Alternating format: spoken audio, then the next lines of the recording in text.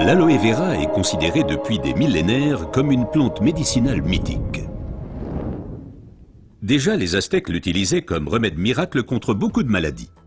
Dans la médecine populaire, elle est connue pour ses propriétés désintoxicantes, purifiantes, dégraissantes et désacidifiantes. Aujourd'hui, on sait également qu'elle exerce une influence positive à la fois sur le taux de sucre et le taux de graisse dans le sang, par exemple le cholestérol. Mais il faut préciser qu'il existe différentes sortes d'aloe vera. La véritable aloe vera, l'aloe barbadensis, est un lys du désert et est cultivée dans les régions sèches, notamment en Amérique centrale et en Amérique du Sud.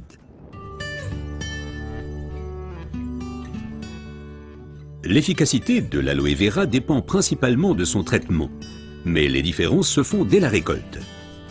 Pour éviter d'abîmer la plante, les feuilles doivent être coupées à la main. Comme la pellicule supérieure de la feuille contient de l'aloïne toxique qui protège la plante contre les animaux et a un effet laxatif pour l'être humain, il faut bien séparer l'enveloppe du gel intérieur. Le gel est du reste l'élément le plus précieux de l'aloe vera. Il contient à lui seul plus de 150 composants importants et bénéfiques pour la santé tels que vitamines, enzymes, polysaccharides et oligoéléments. Et c'est précisément cette combinaison unique, cette association de différentes substances qui entraîne l'effet médicinal. L'un des composants les plus importants est l'acémanal. Il a une influence positive sur le système immunitaire et diminue d'autre part les inflammations et les radicaux libres. Le résultat, une amélioration de l'apport en oxygène. Observons ce phénomène de plus près. Le sang assimile l'oxygène dans le poumon et le transporte à travers les vaisseaux sanguins vers les cellules. Les gros vaisseaux se divisent et deviennent de plus en plus petits pour devenir enfin des vaisseaux capillaires. Les capillaires sont les plus petits vaisseaux sanguins. C'est là qu'a lieu le transfert de l'oxygène du vaisseau sanguin vers les cellules.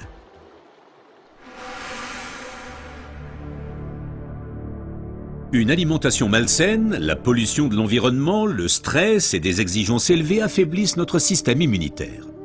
Les radicaux libres ont le jeu plus facile et ils peuvent entraîner des micro-inflammations dans l'organisme. Ces inflammations altèrent les vaisseaux et entraînent un épaississement des parois des capillaires.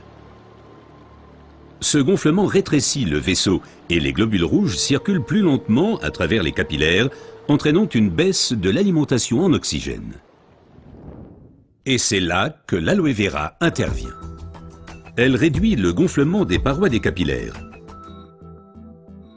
Les globules rouges circulent plus rapidement et l'alimentation en oxygène est améliorée. Les toxines et les impuretés sont évacuées plus rapidement. De récentes études indiquent que d'autres substances naturelles peuvent encore améliorer l'effet de l'aloe vera.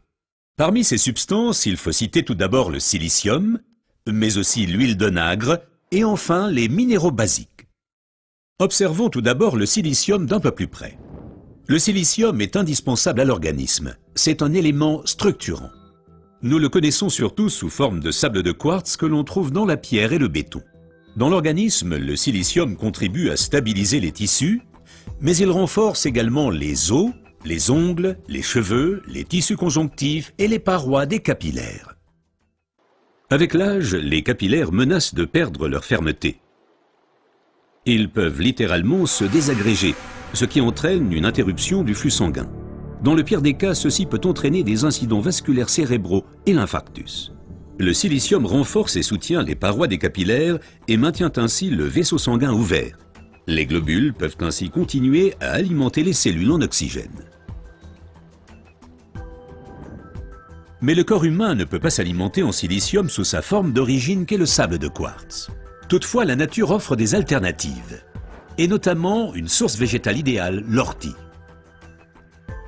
Car elle est riche en silicium naturel, mieux assimilable par l'être humain.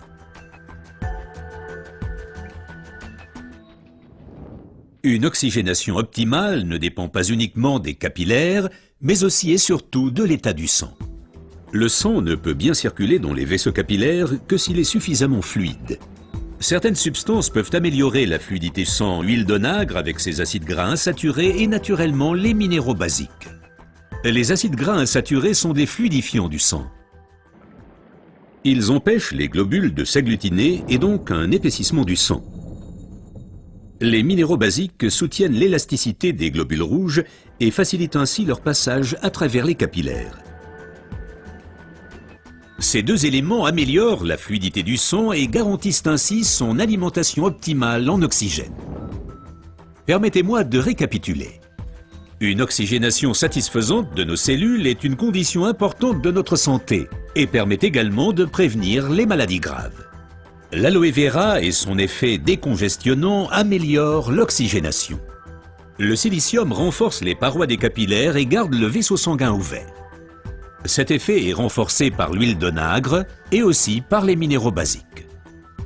Ce que la médecine populaire savait depuis longtemps est maintenant confirmé par la recherche moderne.